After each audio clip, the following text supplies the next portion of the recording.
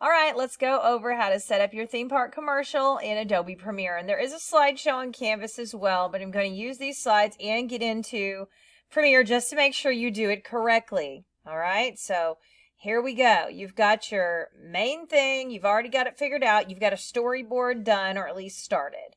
You're going to set up a new project. So you get into Premiere and you tell it you want a new project. Then you're going to follow these steps here.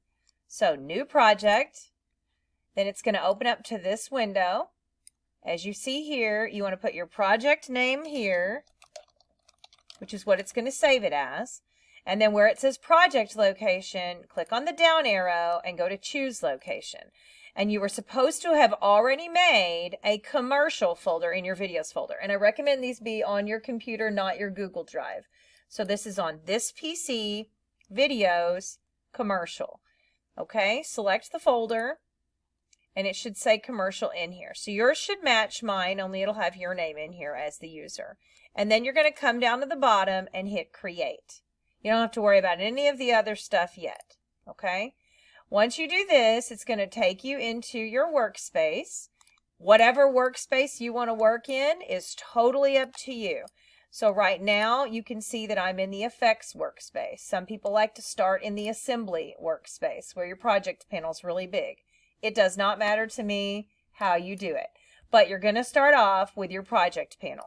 So once we get in here and we've created it, we're going to double click in the project panel where it says your name, and you're going to browse to that folder. And you need to have everything in your commercial folder. So you need to be sure you've looked at that folder and you have downloaded and put anything you need in there. Your logo, any of the videos that you're going to use. And later, if you decide to add more videos, put them in the commercial folder outside of Premiere, okay?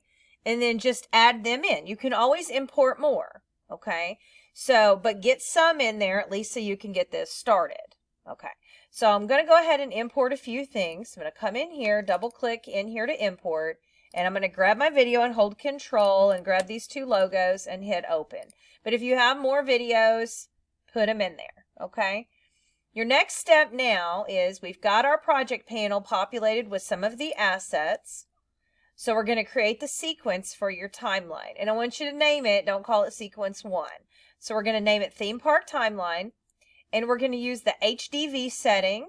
And we're going to use HDV 720p 25. That means it's a 720p, which is HD, and it's 25 frames per second. So that's what we're going to use. Okay, and we're going to name it Theme Park Timeline. So I'm going to come in here and create a new sequence. File, New Sequence.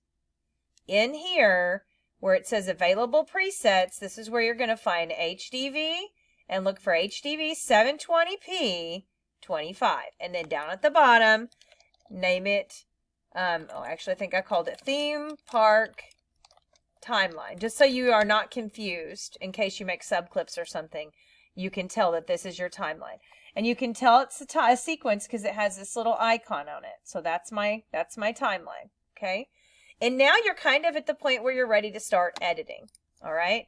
So at this point, start doing your stuff. Start dragging in clips. And remember, if you want to pre-edit, I would go into the editing workspace because I think it's easier.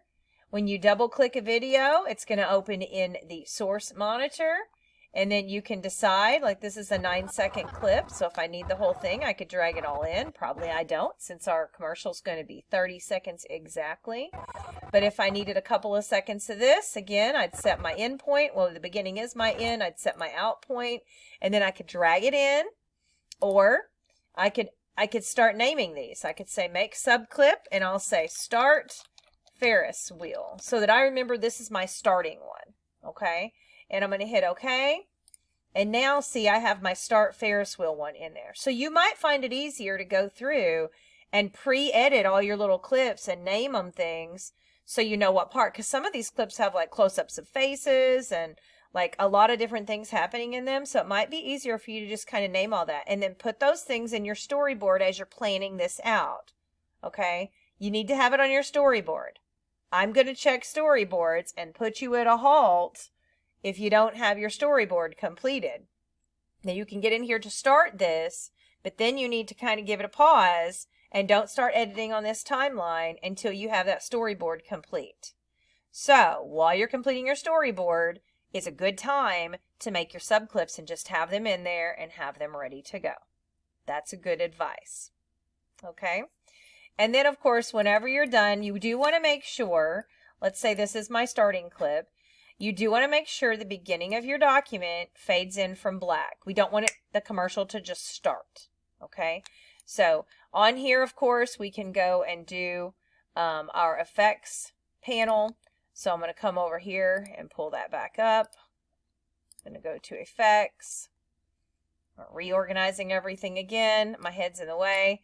And then over here's my effects panel. And as you know, you can just press Control D. Now that's going to put it on the beginning and the end of this clip, which I might not want in both places. So you can always just click on one of those yellow transitions and press Delete on your keyboard. So if I don't need it at the end of this clip, then now this fades in and then it just cuts out so it can go to my next clip.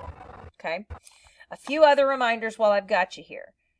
When it's all done, if you want to give it an overall vibe, remember that you can add an adjustment layer. So there's a little new piece of paper button down at the bottom of your project panel. You can't see it on my screen. It's just below where you can see it. But you can also go to File and New.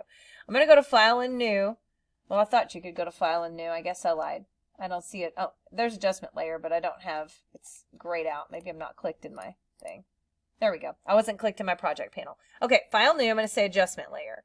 And you don't have to name it or anything. Hit OK. And now I have an adjustment layer in here. So when I get the whole thing done, I can drag my adjustment layer like on top of all the stuff. And then if there's something I want to do to the entire document, like Lumetri Color has some cool settings. So I could go in here with Lumetri. There's a creative section down here. And under creative, there's looks. Now, we're not going to do ours in black and white, but like there's a monochrome Fiji look, right? So you can see like it kind of looks old school. And there's like blue moon, which kind of has blue. And you got sliders here where you can kind of adjust them. So you could do a Lumetri Color over the top of everything. That's going to put it over here. And you can always reset it if you don't like it after you get done with it. You can also access Lumetri Color once you've clicked on it over here on the left-hand side. And so I like to do, sometimes if you're doing like the scarier one, curves, and you can drag this little curve. See, that makes it like a lot darker. So you can kind of like make something a little darker and scarier if you're going for that vibe.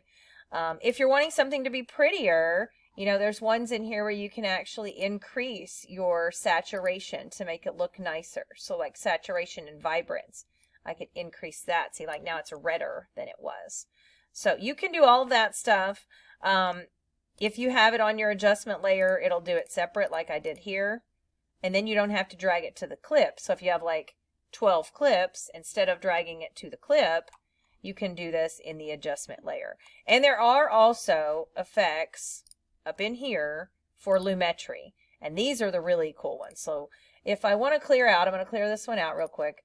But over here where it says Lumetri presets, you have cinematic presets. You can't see over there, but there's like some extra little things over there. But you can drag them in, and like these do some really different stuff. I'm going to undo because I don't like that one.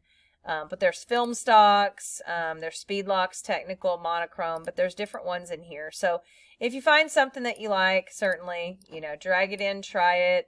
That was kind of interesting. And then take it out if you don't like it. You might feel like it looks weird for your text and logos to be under the adjustment layer. So you may want to put text or logos above. Remember, you can always put something on a higher layer and position it like so. I can put a Control D on that. Now it's going to fade in and out, you know, or whatever. Okay.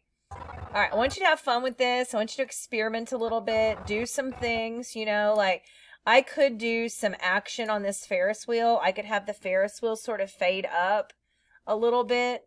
Remember, that's going to be keyframing unless, of course, you have some presets over here that do these things. And I have a ton of presets in mine that I've downloaded.